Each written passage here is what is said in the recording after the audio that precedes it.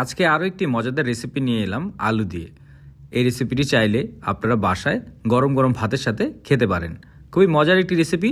প্রথমেই আমাদের লাগবে হচ্ছে 3টি মিডিয়াম সাইজের আলু। আলুগুলোর চামড়া ছিলে নিব। আপনারা কে কোথা থেকে আমার এই ভিডিওটি দেখছেন অবশ্যই কমেন্ট করে জানাবেন। আমি আপনাদের সবার কমেন্টের উত্তর দিব, কারণ আপনাদের কমেন্ট পড়তে আমার সত্যিই অনেক ভালো লাগে। আলুগুলোকে আমরা পাতলা পাতলা করে কেটে নিচ্ছি। অবশ্যই পাতলা করে কাটতে হবে, তা না হলে আলুগুলো সেদ্ধ হতে অনেক সময় নেবে। আমরা পাতলা করে কেটে নিচ্ছি যাতে আলুগুলো খুব তাড়াতাড়ি সেদ্ধ হয়ে যায়। কাটা হয়ে গেছে, দেখতেই পাচ্ছেন আমার আলুগুলো একদম পাতলা পাতলা হয়ে গেছে। এগুলোকে আমি এখন একটি পাত্রে নিয়ে নিব। এরপর এর উপরে আমরা দিয়ে দিব সামান্য পরিমাণে লবণ, এরপর দিয়ে দিব পানি। এরপর এগুলোকে আমি ভালোভাবে ধুয়ে নিব, কারণ আলুর ভিতরে কষ থাকে। তো পানি দিয়ে ভালোভাবে ধুয়ে নিলে এই কষটা চলে যায়। এখন এগুলোকে আমি 10 মিনিটের মতো পানিতে ভিজিয়ে রাখবো। এরপর পানি ছেঁকে ফেলে দিব। এখন একটি ফ্রাই প্যানে আমি নিয়ে নিলাম সরিষার তেল। এর উপরে আমি দিয়ে দিব 5 ফোড়ন, এরপর দিয়ে দিব পেঁয়াজ। এরপর এগুলোকে আমি কিছুক্ষণ ভেজে নেব।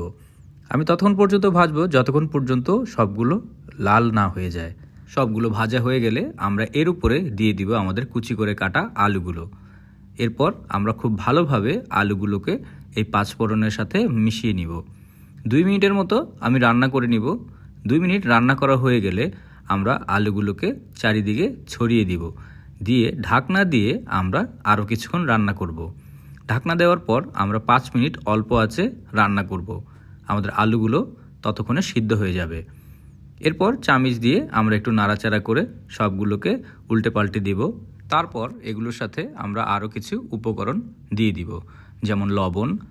এরপরে দিয়ে দিব আমরা হলুদের গুঁড়া, এরপর দিয়ে দিব ধনিয়ার গুঁড়া, এরপর দিব জিরার গুঁড়া, এরপর দিয়ে দিব সামান্য গোলমরিচ, এখন দিয়ে দিব চাট মশলা।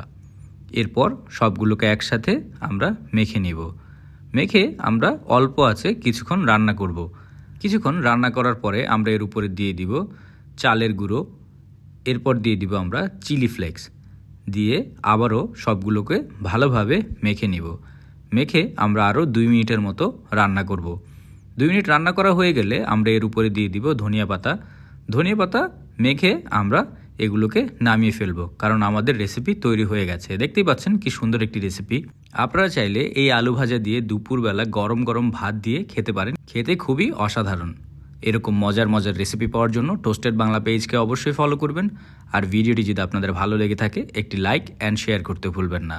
সবাই ভালো থাকবেন, সুস্থ থাকবেন, আর মজাদার খাবার ঘরে তৈরি করে খাবেন।